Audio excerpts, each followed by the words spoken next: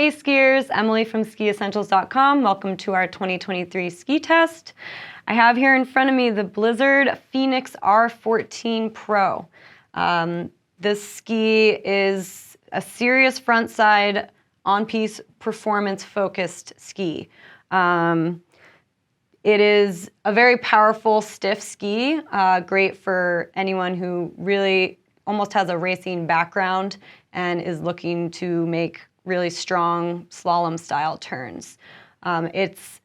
This length is the 155 and we have a 69 millimeter underfoot. And as it goes up in length, it goes up to about 70. So still teetering on the race width. So like I said, just really front side specific, full camber all the way through. So stiff flex with a powerful rebound and just really high performance and just kind of the real deal. So speaking to construction, we have a true blend piste construction, which is a mix of 11 beech stringers to 3 poplar stringers. So with more beech material, the stiffness is a lot stronger and it's just denser all around.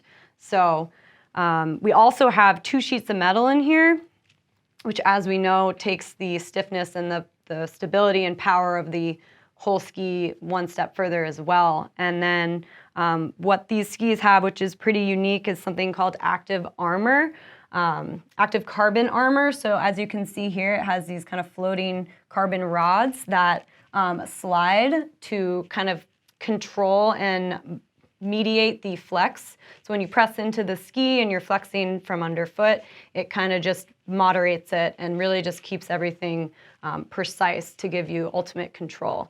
So that's a pretty unique feature that they added to this ski.